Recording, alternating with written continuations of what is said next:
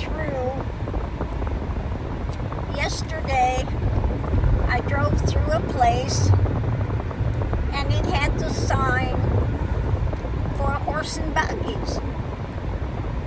So I said, oh, they must have an Amish and Mennonite community out here. I did see a Mennonite church, but I didn't see anything more that would indicate any kind of Amish community, because every place I passed I saw cars that were there, etc. And the Amish do not drive cars. Okay? They don't even have zippers in their clothing. And then that started triggering a lot of memories, because my mother, I grew up eating all of the sweets and sours, the Pennsylvania Dutch food. Now, I only recently found out even what my grandmother's name was. My mother's mother died when she was young. Her mother died, I looked it up, and I finally found it. She was in her early 30s, and she died from stomach cancer, and her name was Grace. So that's only recently that I found out that part of my history. Now, my mother's stepmother was Mennonite, and we went back to visit once, and she took me to church with her, and being Mennonite, I had to wear a little white cap. Yeah. And the Mennonites, the real strict Mennonites, will drive cars, but they'll paint all of the chrome on the car black, because they got to be plain. Okay? They've got to be plain. Now, again, these things kind of just simmered with me, and then I thought, well, my heritage shows that I come from my mother's side of the family, all had come from Swiss German. Now, I think the Amish and things are from the Swiss German type thing. So my mother grew up, and she would do things like painting distelfinks and all of that stuff. She was a great cook, would bake bread, bake pies, the extra pie crust she would make the pinwheel cookies out of and everything, all the sweets and sours. So I'm thinking that her mother must have been, basically that Swiss German heritage. Now, what set all this off was driving through there and seeing that sign, and it immediately made me hungry for something only the Amish make, which is honey sweet bologna. You can get summer sausage, that stuff you can get, but the honey sweet you can only get from the Amish stores, etc. So that kind of set me off thinking about that, and then thinking about all of the Pennsylvania Dutch things that my mother would do and cook and everything. And Pennsylvania Dutch, when they would talk, they would say, like, throw Papa down the stairs, his hat, out in the lights. They speak the kind of German, but in that, translating it, I guess, more from the way they would say it in their sentence structure. Okay? Now, I don't know, I don't speak German at all. Okay? I don't speak German at all. And I really didn't know a lot about my heritage. Now, my grandfather's name was Paxton. And I do have a thing about the Paxtons, great big genealogy book like that. And they say all the Paxtons go back to a single relative. out in, and they lived by the Scottish-English borders, and they were the Paxton, was it George the Fourth, the one that they you know, that they decapitated? They were involved in that. I was like, oh. And there is in Scotland, by the English borders, there is a Paxton Castle over there. And I know all the Paxtons are supposed to be related back to a single ancestor. Now I know my mother's family, her father, and I've tried to do a genealogy search, and exactly when he came over, I just know that when he was a young boy, he was boarding with some people. That's as far back as I can get, because there are a lot of Paxtons and a lot of them with his name, you know. I really got stymied. But they stayed in York. My mom was born in York, Pennsylvania. I had an uncle, and he lived in Lancaster. He had a farm right next to the Amish farms out there. And as far as the religion and everything, the step-grandmother was Mennonite. And then my grandmother on my father's side was a holy roller.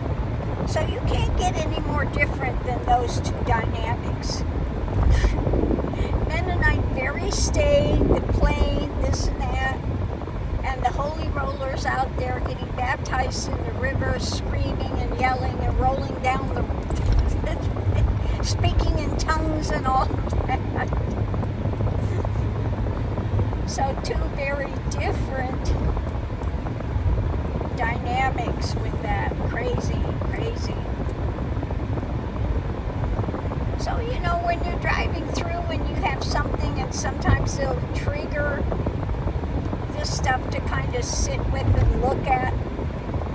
And, but I can tell you, if I see an Amish store anywhere, I will definitely go in and see if they have the honey sweet bologna. I will grab me some real quick, because I have not had that in years. And like I said, it's the only place you can get it. Now I remember my mother making things like scrapple and, you know, all that stuff growing up.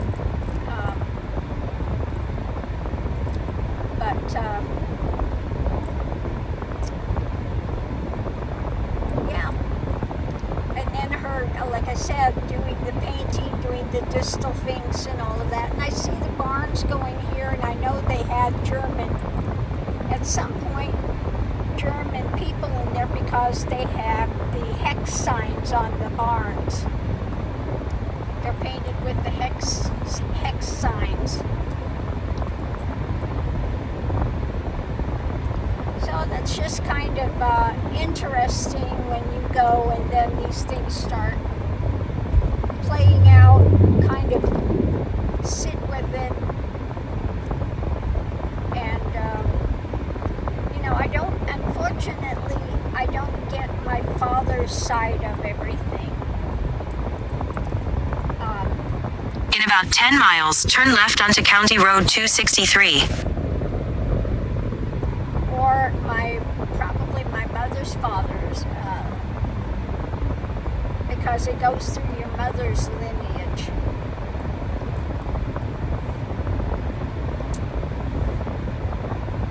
But that would have been interesting to find out. Now my father, I know he's German. We're supposed to have some relation to Boone. So some French in there. Now he was a horrid person, Daniel Boone. He was a scammer. you know, they make these big things about how great he was. He wasn't great. He wasn't great. You really look into his history and he was not a great person, you know. I just know that some of the relatives were named Scamahorn,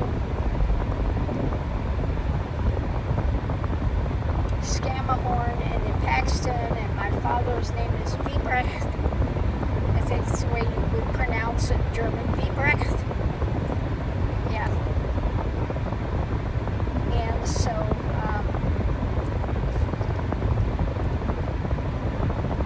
mainly it's all German-based, I guess. I was hoping that I would have something of interest in there, but there was really totally white bread, just nothing of interest that came up through my, when I did the, what do you call it, the genealogy thing, where you send in a thing and they look into it. I had nothing of interest in there whatsoever. At least not interesting to me at all. Instead, all of my stuff comes from the Swiss-German area, French, Swiss, German, that area. Boring. Very boring. So anyway, that's some of the things that happen when you're driving, you know, when you're going cross country or whatever. Something you'll see will jog something. And then you kind of sit with it. Things kind of filter through. You know, and then sometimes you can put 2 to 2 together and try to look a little deeper into things.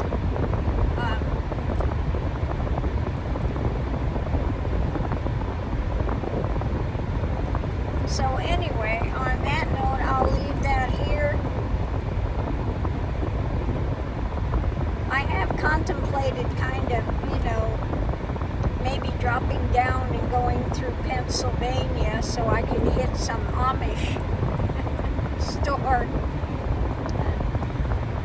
Hit some Amish store. Unless I see something coming across. Now out in New Mexico, we do have some Mennonites. I recognize them when they come in. They come to the farmer's market and sell baked goods. And I can tell immediately they're Mennonites.